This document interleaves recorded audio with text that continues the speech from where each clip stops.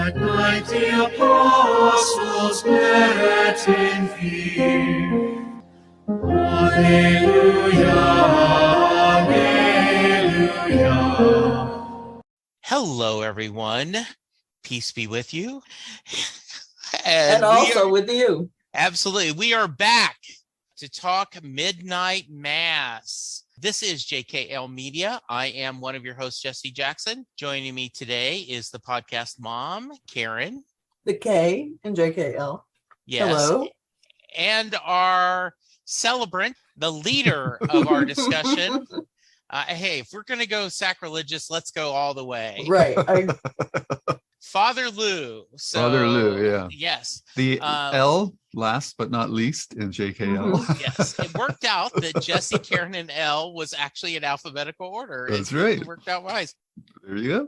So tell me, this is our third in a series of episodes discussing Midnight Mass, the Netflix miniseries from Mike Flanagan. And as always, Lou is going to lead our discussion. So Lou, take it away. All righty. So things is happening now. Yes. And we are getting to the climax of the show, obviously. And we're looking at episodes 5, which is Gospel, and episode 6, which is Acts of the Apostle. And the mysterious goings-ons on the island are starting to converge, and they're coming out of the shadows, as I guess you could say, and becoming to the forefront. But what I want to do is a little slightly unconventional, is that I want to jump right to the end of episode 5, because it's the psycho moment of the series. And it's also, in retrospect, that ending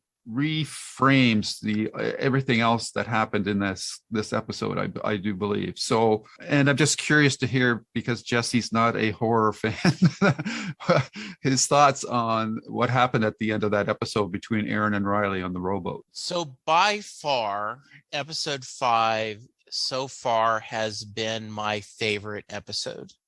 We actually have, in a lot of ways, two-person plays in this episode. We have Riley and Erin, and Riley and Father Paul. And those dialogues and those discussions were absolutely amazing. And to have the idea of our hero, you're wondering, okay, why is he taking her out on that boat? And you're nervous and you're worried. At least I was. And to see him, I'm going to go back just for a minute, and pardon me. I remember in high school we read The Crucible, and everyone did. Yeah, right? I had problem grasping the idea that you could die and still be a hero. Like, the hero wins in my mind. 10th or 11th grade, this whatever age group that is, the hero is who wins. And this is a perfect example of Riley remains a hero and is a hero because of his actions, yet ends up losing his life. And oh my goodness, the scene where, and they paid this off so well, is we know that every time he goes to sleep, he sees the body of the person he killed. And right before he is taken to whatever the afterlife is, we don't know what it is, and this series doesn't even pretend to try to tell you, but his last cautious moment is seeing the person he killed no longer in this death, but in a glory, restored, almost angelic vision, and holding her hand saying, "It's okay." I'm getting teary just think about it. It's okay. I've forgiven you. Come and join me. There is peace waiting for you. And you see that, and then you cut to Erin's horror of, because, is she believing him? Is she not believing him? I don't know. And to see that great special effects of him just being burned, and then you cut to black. Oh my goodness, I am so glad that wasn't where we had to stop and go back. So same. Kind of a long answer, but I loved that. Alone is worth watching all and I haven't seen the last episode yet, but I No, assume me either.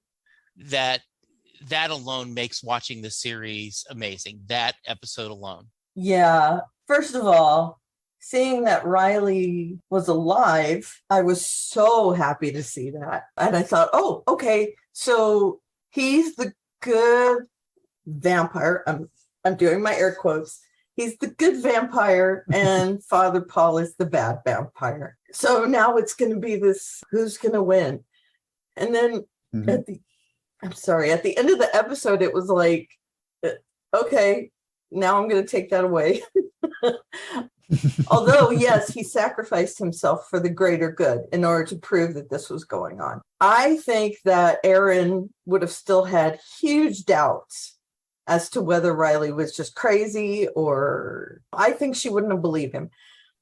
And so this, without a shadow of a doubt, proved that what he was saying was true. So it was something that was completely necessary and also put Riley out of his misery. While Paul and he were talking, Paul is asking him, what did you feel? What did you feel? And before he says it, I said, jealous, because I knew that was where they were going with it. He's jealous that Father Paul can just sweep it under the rug. And that's behind the whole thing, is if he can kill two birds with one stone, literally kill two birds with one stone by sacrificing himself, then he's going to do it. He doesn't have to live with this horrible guilt anymore. And he also proves to Erin that there's something going on and to get away, to save her. So I thought it was so powerful. And like you said, to see this woman that he killed in a different way. Before, it was with all her face was torn up and everything, even though it had lights in it or whatever. But he saw her as he saw her in death. And now to see her, and he never saw her unless I guess he could have looked her up to see what she looked like alive. But that made me think, well, this is happening. It was a dichotomy, that last scene, because in death, he saw something very peaceful. His body was whole, her body was whole. And then you switch immediately to Erin just screaming and completely gutted by what he had done. So it was a powerful scene. I think the most powerful scene, the most impactful until this point, was that scene. Right. Yeah, it's set up so well, and as you've mentioned, there's multiple layers to that scene, because Riley is carrying all this guilt from the first episode, from the accident, and here we get a scene where, in my mind, this is where the best horror works, because we've talked about the various levels of horror. You've got your slasher movies and that, but those mostly just deal with in those movies, the worst fate is to die. Whereas in this one, we're talking about the eternal damnation of your soul. So Riley has that choice, and we're going to see that same choice be faced by a lot of the other islanders coming up in the rest of the series. And he's taken something that could have been really dropped him forever into permanent damnation, and he found redemption in something terrible. So he sacrificed himself to try to warn Erin to leave the island. And because of that selfless act, this girl appeared to him. Now, whether you want to believe that is really what happened, or if that was just his mind making it bearable for him to do what he was going to do, that, like the best of art, that's open to interpretation, and you can take that however you want. But for me, that was a moment of true redemption for him, so that he saved his soul while he sacrificed himself. So that's where the best horror deals about eternal damnation of a soul, someone's soul. And that was just done so well.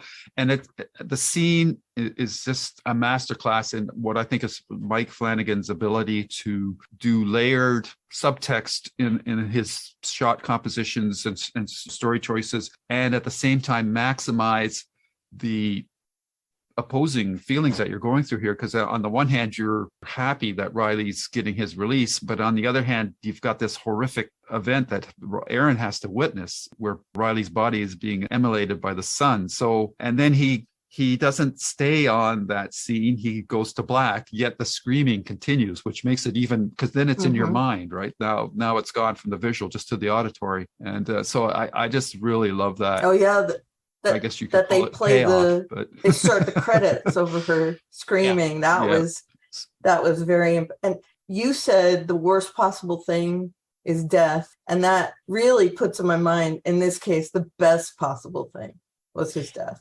Yeah, and there's that scene where Father Paul says, yes, but I killed someone. I'm a murderer, but I'm not the only one in this room, bringing back to Riley. It also made me think of, as you were talking, Lou, and I just did a quick Google search, right, of Matthew 25:21.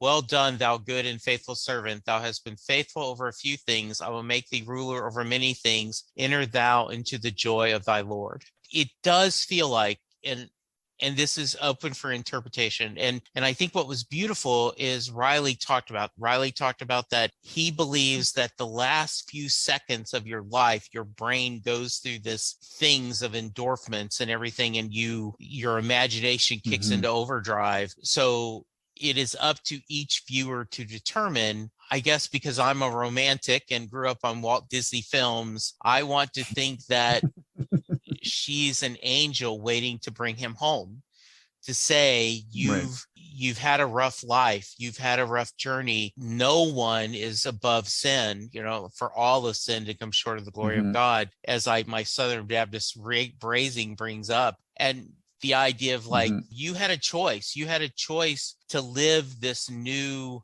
life that Father Paul is talking about, right? Like we have, we'll talk a little about his Good Friday sermon, right? That and he takes the words of the Eucharist, of the Mass, and converts it. When Linda watched it with me, she's like, as a Catholic, I find this both repugnant and fascinating. Yeah. And we will talk about, right? Like too many people use the words of the Bible to justify their un-Christ-like actions. Yeah. And I think we have a great example of that in this character. Is the one that we all despise so much.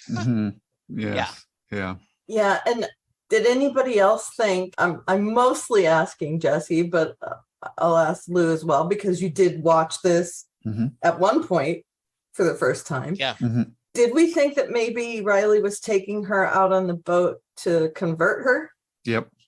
Oh yeah. Okay. That's the tension in the scene, right?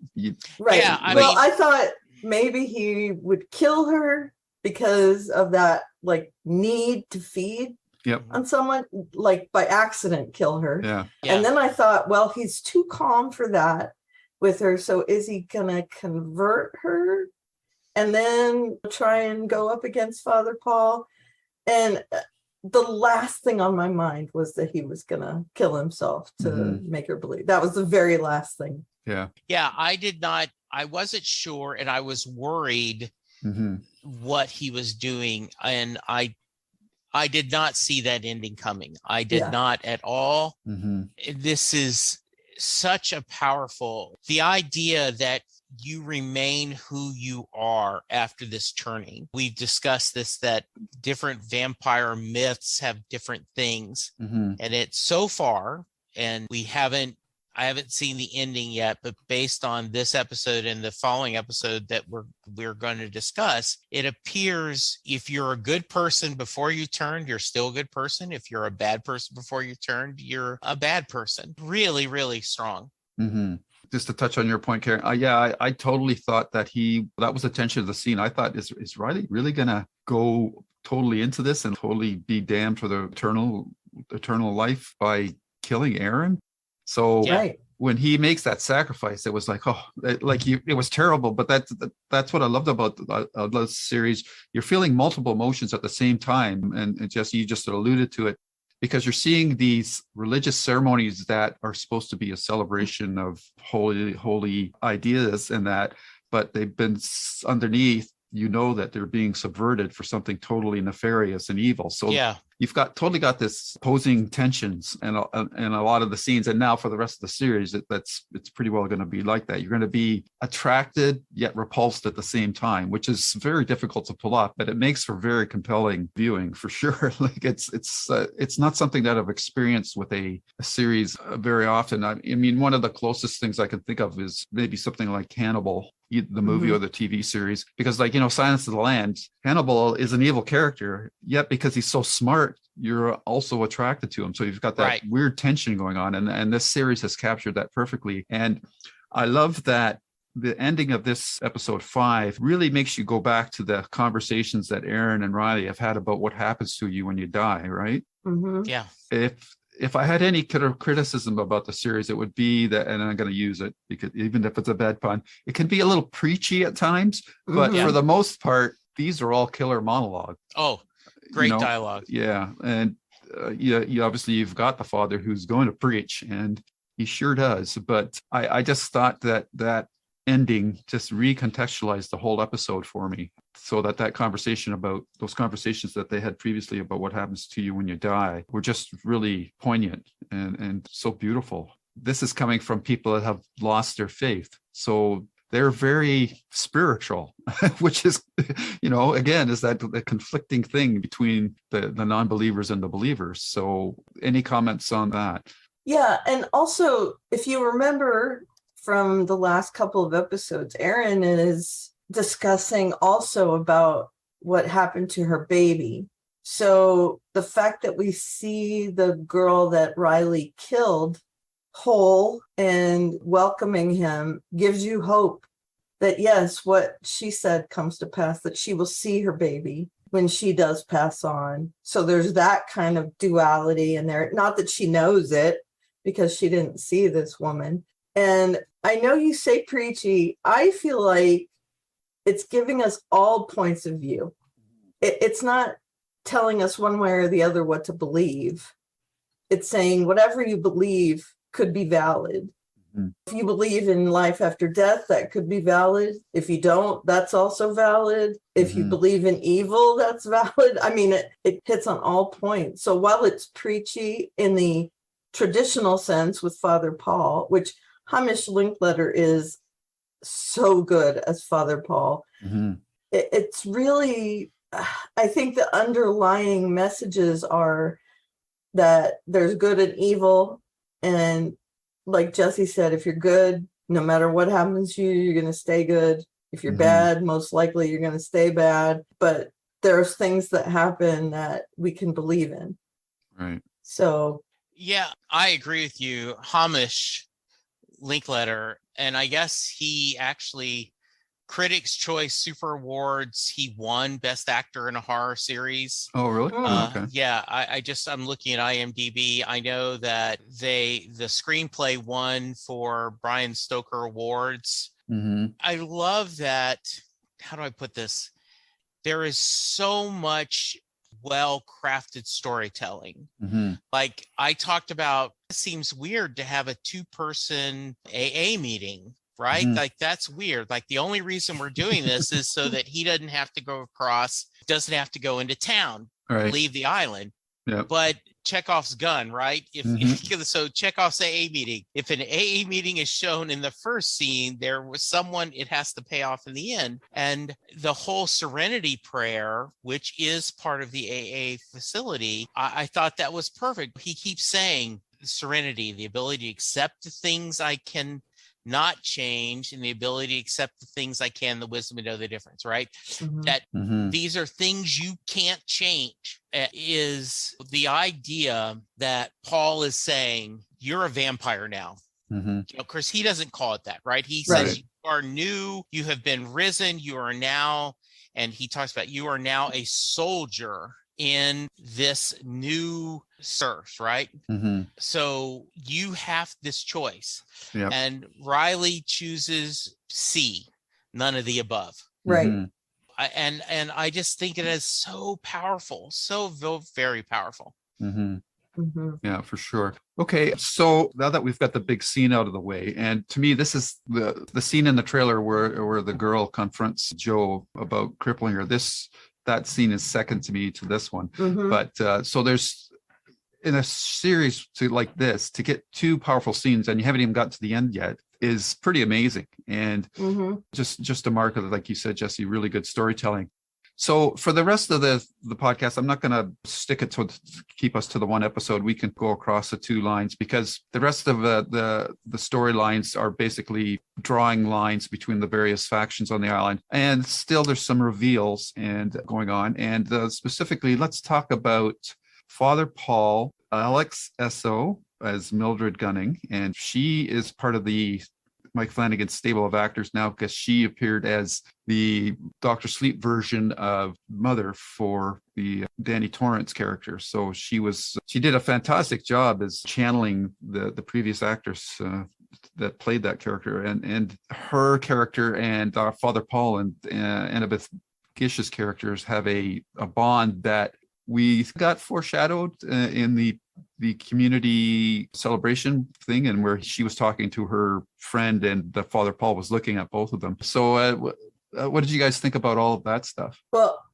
we saw them getting younger, which answers my question from the first part, why they're using young actors and actresses to play these roles. And it's because they were slowly removing that makeup to make them look young again. And the doctor character, what's her name? I'm sorry. Annabeth Gish? Yeah, I know in real life it's Sarah, right. Their bond is amazing, the mother and daughter. And the fact that the doctor, who's all about science, sees these things happening and can explain it away as science is also very powerful. She sees her mother getting younger, sees the blood evaporating in flames. And it also gives us a character that immediately believes Erin and puts together pieces, and them together can bond and they can try and do something about it. And the fact that her mother has this connection to Father Paul as well. That's not my Paul or whatever. The fact that she was so horrified by what he's become. There's a lot of layers there. I like her character very much. When she was old and infirmed, you didn't get the sense of her at all. But when she becomes young again, you really got to see her character. And I mean her fortitude, her character, not her actual character on the show. But you got to see the fact that she, even though she had a relationship with him in the past, she's not letting that color her future. She sees through what he's doing. And that's very powerful, I thought. I have a couple questions real quick while we're talking about Father Paul. We talked about why he didn't burn in the sun at the beginning. And I'm assuming that's because he hadn't died yet. Partially, but I think it's more how he was getting his blood, or how he was being turned. It was more like the act of communion, right? So he was being fed the blood as opposed to being actually draining blood from somebody and drinking it that way. So he was ingesting the blood from the angel, quotes again, angel. And that's the same thing that was happening with the parishioners as they were drinking the communion cups instead of. So that they were safe. They were safe. Sun. Yeah. Okay. Yeah. And also to see that his robes that he wore, there was a reason he wore that color also at the beginning. So we see a lot about his fortitude, his character, and we see a lot about the mother's character. I love that they fleshed her out into more of a, it's like they're not concentrating on Riley's parents as much, but they're showing us a lot of the older Islanders, right? Which I dig. And it also provides a contextual reason for why Father Paul is making his decisions too, right? Because you're going, why would he turn evil like this? But it's because he's had these submerged feelings that he obviously couldn't display in public, to the fact that he had fathered Dr. Sarah Gunning with Mildred. So it also makes him more human as well. But at the same time, like as you noted, she realizes that he's not the same Paul that she had fallen in love with all those years ago. So I thought that revelation, for me, I was caught totally off guard by it. And I assume that both of you were too, Jesse? Oh, yeah. I did not see that relationship whatsoever. I did not catch that during the celebration, him watching that. I did not see that. And I think they've done a fair, I know this isn't a mystery, but this isn't one of those where they didn't give you the clues. I think going back, absolutely, why did he make a point of going to see Mildred every day to give her mass, right? Yep. To give communion. Yep. Well, there's a reason why. And then you did see her going. It is very interesting to see them becoming young again, and to have the Bev continues to just, whatever happens, she finds a biblical verse to explain it. Yep. And she is, and I guess if she was a character for good, we might forgive that. But because we've set the expectation that she is a character for quote unquote the bad, it just, each time it makes me more squeamish. And like that great scene where her faith was tested, because he's like, come over here. Are you sure? Like, what? Oh, and then there is that great scene. I love that. Once again, we saw, this is such a masterful, we saw the poison, and then they use the poison again for this reason. And you have to love the scene where Bev says, well, what are you gonna do? Shoot me? I'll come back in 5 minutes. Bam! We have 5 minutes. Yeah, that was great. It just, in a show that it does not have a lot of humor, that was perfectly won. And you just love Erin so much. And I do love the fact that often there is I just watched last night, I watched the latest episode of Strange New Worlds. Oh yeah.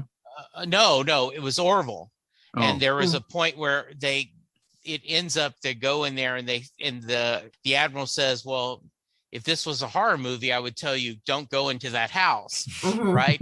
So, and then they do it anyway. In this case, Riley says, get away. And she does, she tries to, right. It isn't like she totally disagrees. She's like, okay, but I've got to get my wife, got to get my mom. Okay. And Dr. Sarah, let's all go. And then are bad people that have already thought ahead of that, told them not to do this. It seems like you could have found maybe a ship to take you, but I guess not. I guess that's a small nitpick. Just so well done. I think at that point they didn't trust that Serge had left any ship without damage. Are we gonna get on a ship and try to take it, or has he done something where it's not going to get us to the mainland? And calling the mainland for help before the cell tower goes down, what would they have said? Exactly. Yeah, exactly. And so I also, the other good thing, a couple of other dialogues that were really great is the true story, right? That this crazy physician's like, we should wash our hands before we go, and they consider him insane. So that's her way of saying what is current, what may be considered insane for now, in the future may not be. And watching that blood burn up in the sunlight, totally BS crazy, was such a great scene. Because if Erin had come and talked to me, I'm like, okay, cuckoo. Yeah. But we have set up the extent of why Sarah may believe him. The other discussion is Sarah and the sheriff, right? Yeah, I love that one. Yeah, Raoul is so good. Yep. He is such a empathetic and loving character, and to explain why he's in this small town and what he's trying to do is just so well done. Yeah, and it's so heartbreaking for him to see his son. Oh, yes, be converted. Yeah. Yeah, Raoul Coley in particular, these 2 episodes, him telling Erin the story of how he came to the island, and that it's just tragic. It was a series of circumstances that brought him here, that he thought this would be a new beginning for him, and it's turned out to be this horrible thing that he's living through. That Bev and the church are just, they feel the same way that the cops were treating them like in New York. Yeah. And now even worse, not only has he lost his wife, now he's lost his son, which was gutting as well. Mm-hmm. And he's one of the good guys. You know, you can definitely see. Yes. He's one of the good guys. And to see him lose his son, that's another one that my onions were being chopped in the room while I was watching it. Let's cut to, right, he gives the reason why Good Friday, by the way, another nitpick, you don't have mass on Good Friday. Mm-hmm. You have services, right? Because in theory, Jesus is dead. So Right. therefore you couldn't do the communion to turn the bread and the wine into the body and blood of Christ. So what they do is they have a service. Then they, on Holy Thursday, they make extra hosts Mm-hmm. and that change it. And then you have a service where you come and still get communion. Nitpick, but still, Mm-hmm. I don't understand why. And is it because maybe they've been taking this tainted communion blood that they have that urge to go die and be reborn? Like that would do nothing, but that would not look appealing to me. Mm-hmm. I would want to get the hell out of there as quickly as possible. Yet many of them did do that. What are your thoughts on that? Well, I mean, with the Jones cult, Mm-hmm. Jonestown, he was charismatic enough to have them all take poison. There's been many cults over the ages that they feel like if they die, they will be reborn. In this case, they saw that they would be reborn. Yeah. No matter what horrible thing they had to go through. Mm-hmm. So the ones that were susceptible to it, he's been indoctrinating them this whole time with his sermons. Okay. I feel like that it's not far out of the realm of possibility that he get this amount of people to go with him to drink poison. They watched Sturge be resurrected right in front of them. So if they can be resurrected, great. Mm-hmm. They've literally drank the Kool-Aid, and right in this particular scenario, they've seen what look like miracles. Like they've seen Lisa be able to walk again. So I think we would all like to say in that situation, we wouldn't have done that. But I think when you're being, like you just said, Karen, being indoctrinated into a cult, and one that's really based on religious processes and procedures that we're familiar with and we trust in, it just lowers your guard that much more. Mm-hmm. So, and I'm just curious how you felt about that whole scene inside the church. Like this is a place of worship, and this turned into a bloodbath. Like that was pretty, again, there's those conflicting tensions going on between something that you're familiar with and something that's just really hard to watch. I found it very disturbing. Mm-hmm. Incredibly disturbing. Like, what in the world are they doing? And like I said, I think you guys are perfect. You were saying the right things, right? That this is a cult, and of course they're going to do this, but gosh, it just seems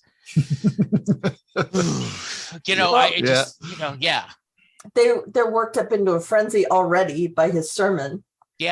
And they see this miracle again. I'm doing air quotes, sorry guys. No, I get that. They see this miracle play out right in front of them, that Sturge is resurrected from the dead. And they've been told now that Father Paul is the Monsignor, that he says he was lying to them. So they see all these things happening. They can equate it to what's been going on with them, that they're feeling better, they're getting younger, that Lisa has been resurrected. They're worked up into a frenzy. And the minute they're turned, whatever urge they have, we've already seen that they have this urge to drink blood almost immediately afterwards. Mm-hmm. They're going to give into it because they're already worked up into this state. And that was just crazy town banana pants. Mm-hmm. They had that scene in the church. Yeah. And then the one thing that really struck me in the church, not only his sermon, but when the good guys go to run out, that vampire angel dude is standing there with the curtain on. Yeah. Hiding his and talk wings. About a striking image, like again, a perversion of a religious sacrament or artifact, is whatever you want to call it, for him to be wearing those priest robes or whatever. It was just like, whoa. Yeah, and represented as this angel. And they do take I mean, through these whole couple of episodes, they take parts of the Bible and twist them. Everyone was afraid of angels in the Bible. They were afraid. So, you know, you might be afraid of him, but he's an angel. Look, wings. And Bev, of course, standing in the middle of the church, spouting all her. Was one of them made up? Did she make up one of those where she was like grasping at straws, trying to justify what was going? Okay, I don't know. I don't know enough of the Bible. She may have just had the entire Bible memorized and was saying something that I didn't know. But I feel like she was just trying anything she could to sway people to her side, to make sure that they were on her in the boat with everyone else. Again, can you hate her more? Not only that, but she decides not to drink the poison and hides out in the little kitchen area. Come on, she's the worst, right? Yeah. The other thing too, try to further address what you're saying about Jesse, about these people taking this unimaginable step, is you have to remember that the people of this island, this whole society or community is had a pretty bad go of it the last couple of years. You talked about the oil spill and whatnot, and the fishing quotas and whatnot. So a lot of these people, like the mayor and his wife, are like the symbols of the mental state of most of the islanders, that they're very depressed and down, and they're just hanging on by the skin of their teeth as it is. So any ray of any kind of hope is something that they're very likely to grab onto, no matter how perverted it may seem to an outsider. Right. Yeah. And gosh, the crazy scene, right, of everyone, some people taking the poison, other people not, the whole idea, it's just chaos, right? And I don't think that's what they planned to do. I don't think Father Paul planned it that way, but Bev is like, can't make an omelet without breaking a few eggs, and kind of moving on, right? Don't you? I mean, that's it. She just has that feeling of like, oh, well, all things work to good for those who love the Lord. And if you've been attending Mass and everything's great, life's going to be good. Yeah. And it was heartbreaking also. I mean, we saw Riley die in the episode before that, and Joe in the episode before that. Now we see Mildred taken, which made me very upset. And I wondered how Father Paul thought about that, because he's definitely in love with her, right? Yeah. And also Ed being dragged back into the congregation as the rest of them escape. It was just, again, I'm expecting some people to die that I like in these shows, but it still hurts when it happens. I try to desensitize. I try to desensitize. I mean, I feel like I'm more desensitized than Jesse, and I'm not sure, but I watch stuff like The Boys and Preacher. You know, that amount. I mean, even Blood in a Church with Preacher, it's very similar to that sort of carnage. But in this case, to me, it hit harder. Because it was the drawing line between good and evil. So and Ali also, that was, I mean, the deaths that we're seeing hurt. They absolutely were. And I watched The Boys. I did not watch Preacher. I tried an episode and just didn't care for it. The Boys is very different. Which I think is funny. On a side note, one of the stars and one of the actresses in The Boys is also on Hallmark Signed, Sealed, and Delivered. And she mentioned in an interview that, all right, post these before you go over and watch me and The Boys, let you know this is a very different show than the Hallmark channel. And it is. I'm really looking forward to how they're going to wrap things up. That's my next question for you. How do you think it's going to proceed from here? Can't be good. It can't be good. And this is a question I have anytime I watch a show that is about vampires, and I guess it's the same thing. If we get political, we are burning through Earth's resources with no thought about what the long-term consequences, right? Whether Mhm. it's oil, whether it's wood, whatever are resources, right? Going through the rainforest for oxygen, all these things. And so I guess it's not unrealistic to think that vampires would not think, okay, if we kill everyone or if we change everyone in a vampire, what are we going to, where is our food source coming from? Right. Right. And you would think, and then in some vampire mythologies, right, they don't drain people. They just take what they need and, Mhm. and they move them on their way and they use them as Like literal. cows. Yeah, Like exactly. milk. They Right. milk them. Yeah. Exactly. Yeah. Yeah. So I don't know. I think Riley dying is as close to a happy ending as we're going to get. Mm. And I think that is, if I wanted a happy ending, if I wanted that there is a hero, Mhm. that's what I've got. I think that's the closest I've had. And I do not picture anything else good happen. What about you? I wouldn't be shocked if they're all dead. I Yeah. honestly wouldn't. I would like to think a couple people get off the island.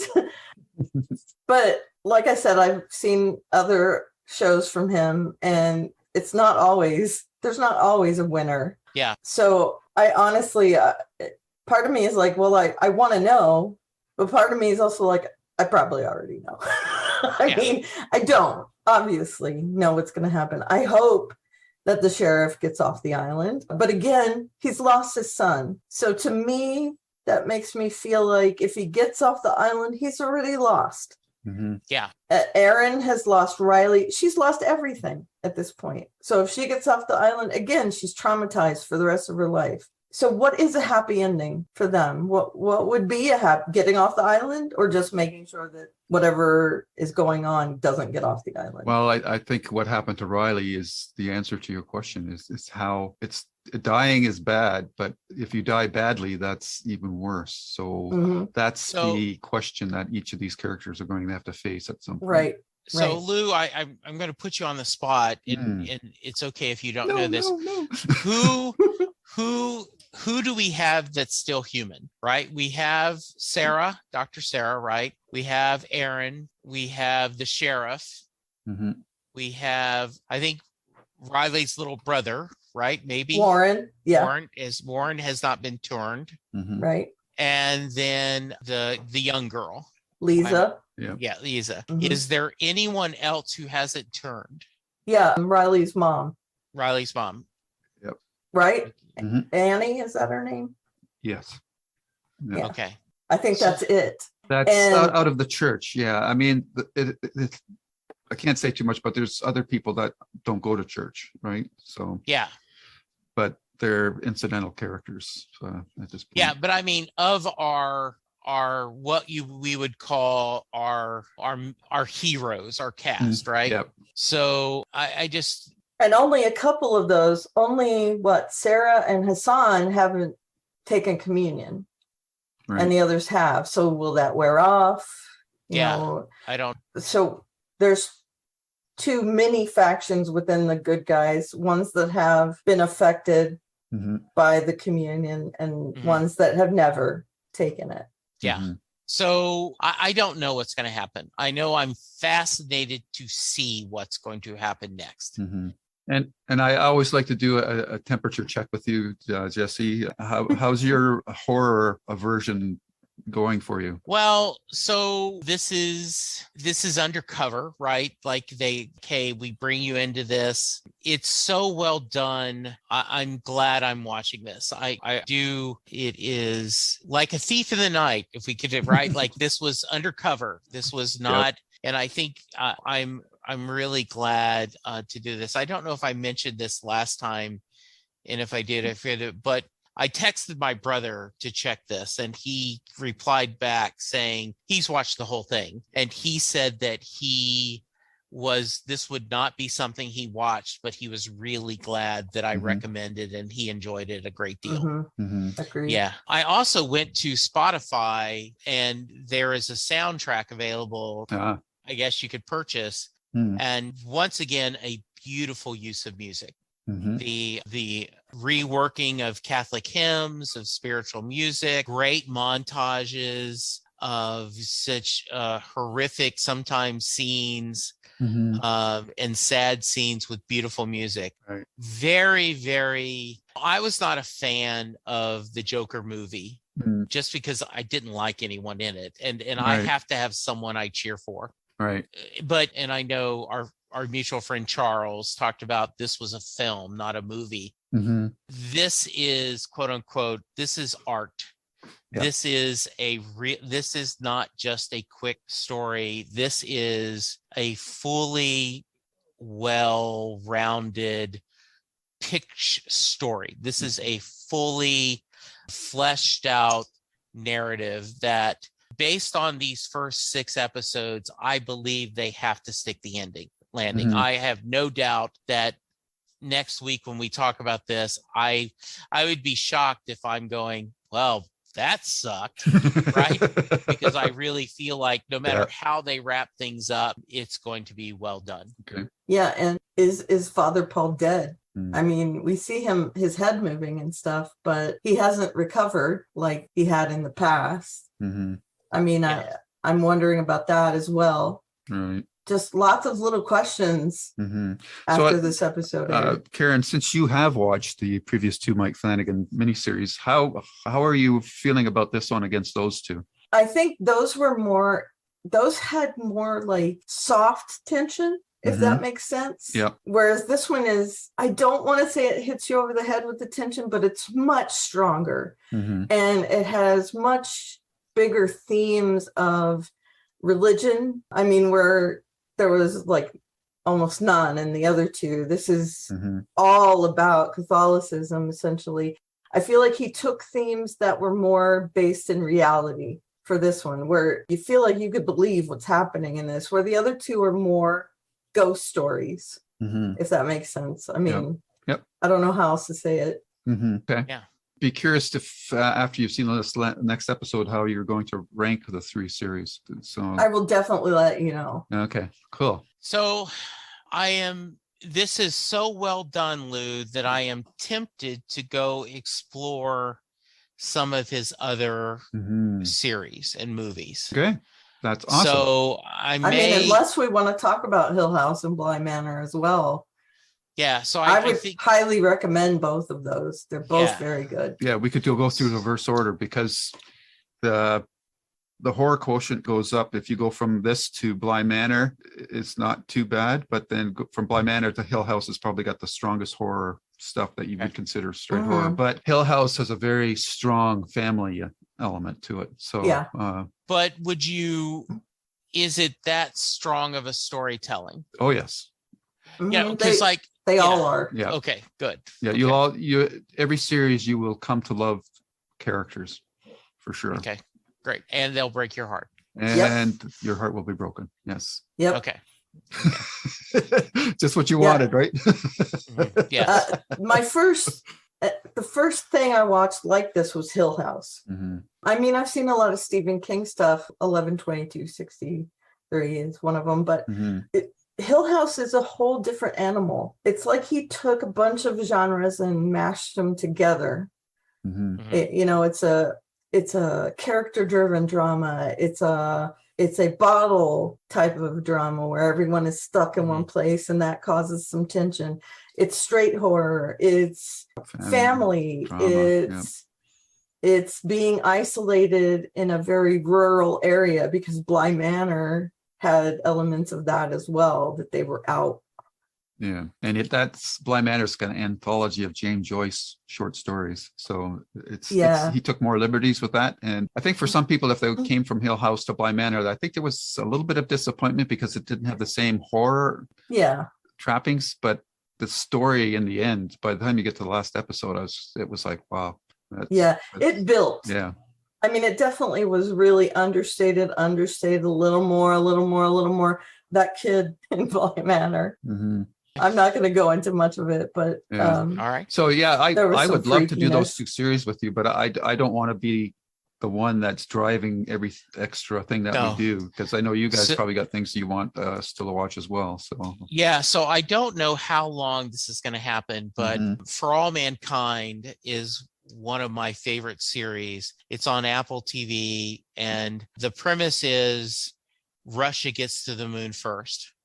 They Okay. land on the moon first, and because of that, have either one of you watched it? Mm-mm. no. Okay. They are offering season 1 free on Apple TV. If you download Apple TV, you do not have to pay. I mean, you do not, for free, you can watch season 1. They just released season 3. Season 1 is set in the 60s and 70s. Then season 2 is more in the 70s and 80s, and season 3, which they just started, and it is an alternate history. For example, Mhm. because Russia gets to the moon first, Teddy Kennedy cancels a party that they were going to celebrate, and he rushes to Washington because of this crisis. Therefore, Chappaquiddick never happens.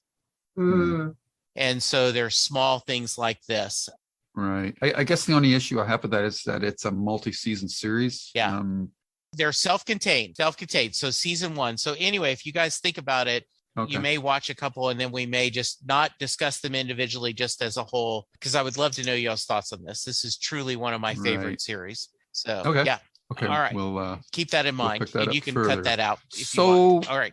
I think that's pretty well everything I wanted to discuss. Is there anything else that hasn't come up that you wanted to talk about, Karen? Let me look. Bev's a bitch. We know Oh my Yes. God. God. I gotta say, in these 2 episodes, we got a lot more of her. Yes. Mhm. And I didn't think I could hate her anymore. And yet the depths of my hatred got even deeper. She, Yeah. and that So, she is the epitome of zealotry. Yeah. yeah. And, Yeah. Well said. and I think that if anyone sees themselves in Bev, they need to check themselves. No one should be identifying with Bev. No one. Yeah.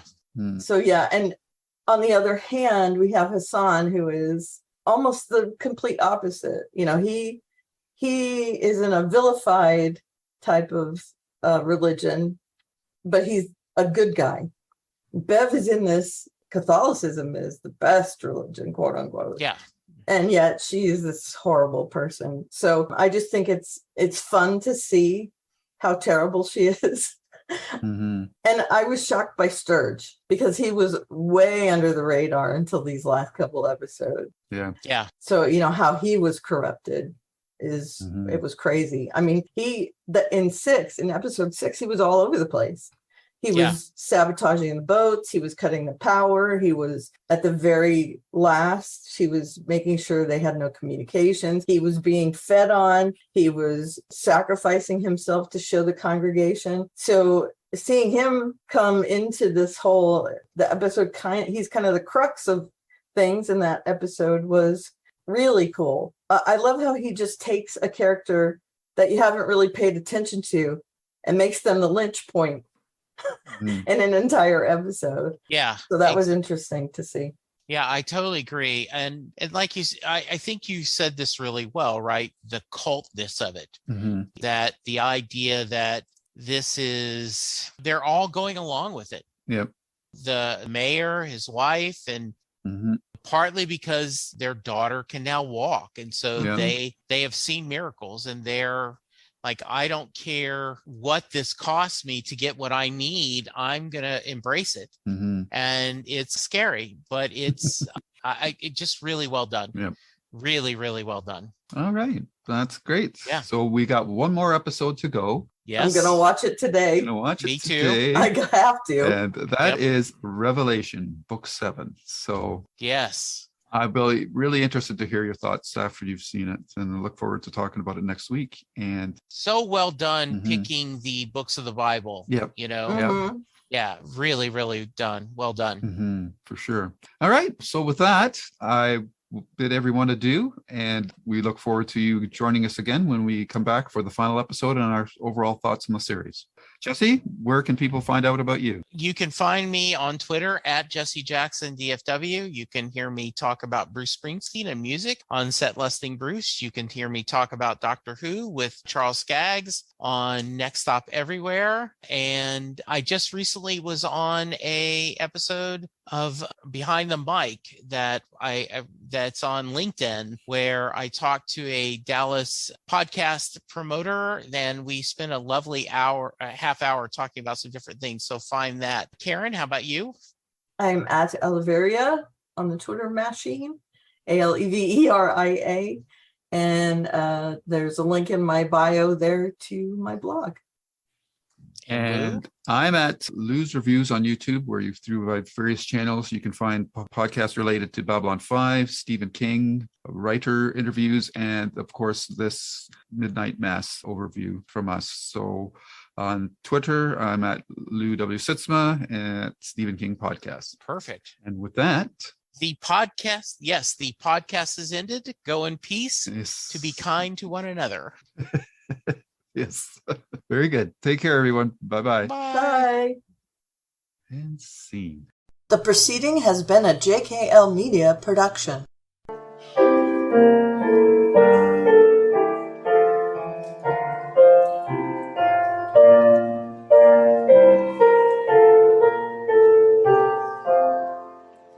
Holy, holy, holy,